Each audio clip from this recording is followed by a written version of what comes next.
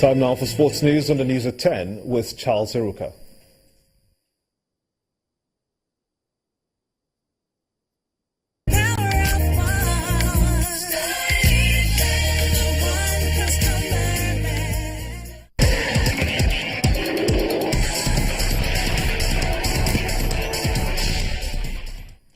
Welcome to Sports News. Super Falcons defender Osinachi Ohale is optimistic that Nigeria can nullify South Africa's attackers when they meet on Tuesday in the semi-finals of the Women's Africa Cup of Nations in Limbe, Cameroon. Nigeria thrashed Kenya 4-0 to reach the last four, while South Africa put 5 past hapless Egypt with 5 different players on the score sheet.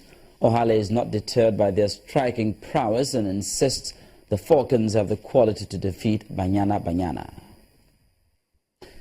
Meanwhile, Banyana Banyana captain Janine van Wyk says their semi-final clash with Nigeria tomorrow is going to be war. Van Wyk, whose side has peaked at the right time, is keen to finally end their wait for a title at this level, but Nigeria stand in their way. South Africa progressed to the last four following their convincing 5-0 win over Egypt in the last Group A encounter to finish second and book a date with Group B table leaders Nigeria.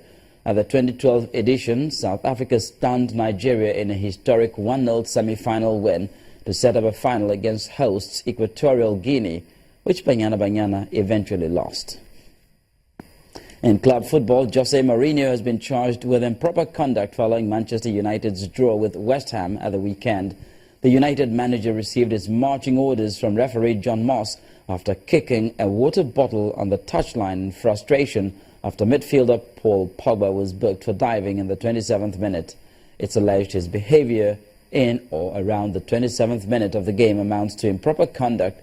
He has until 6 p.m. on December the 1st to respond to the charge. And in other internationals, Brazil coach Tite says the Samba boys are almost sure of qualification for the 2018 FIFA World Cup to be held in Russia. Tite has transformed a struggling side that was criticized for relying too heavily on talisman Neymar, while youngsters like Felipe Coutinho and Gabriel Jesus both taking on bigger roles. The 55-year-old expects the 5-time world champions to wrap up qualification for the Mundial in the next few matches, but insists his team will not become complacent. That's it on Sports News, and back to Gimba with the rest of the news at 10.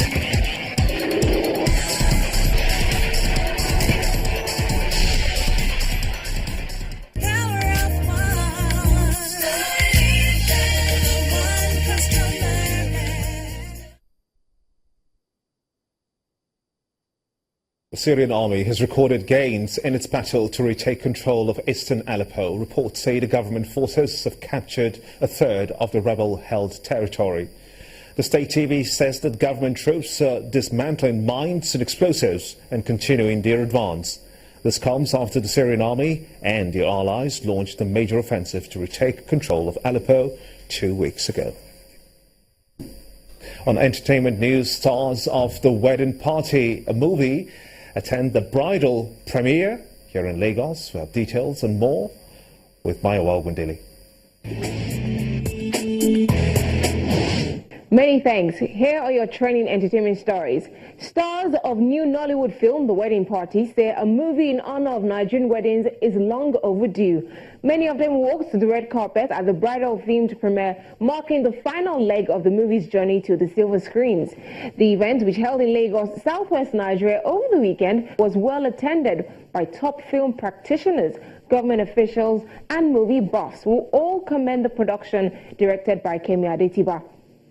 Female rapper Eva Lodi has revealed she took about a year off to battle depression, which is the chief reason her debut album took about 7 years to make. While headlining the Meet Media series over the weekend, the former Tribes Records signee, who released a debut album 1960 a few weeks ago, also shared that she was molested as a child and that memories of the agonizing event contribute to her depression.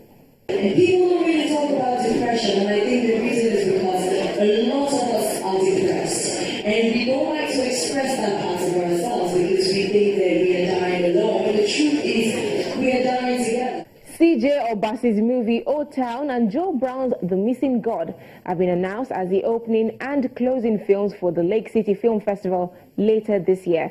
The curator of the film festival announced details of the film festival scheduled for Oguta in Imo State at a media event in Lagos State, southwest Nigeria. Focuses on films that have themes around culture, around environment, around tourism. That's all for tonight. It's back to the main news.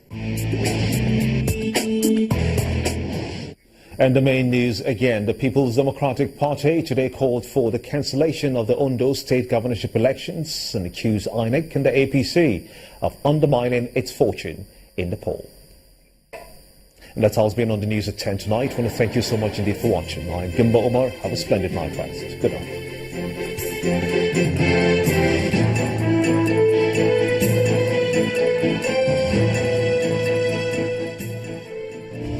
This is Channels Television, celebrating 21 years of professional broadcasting.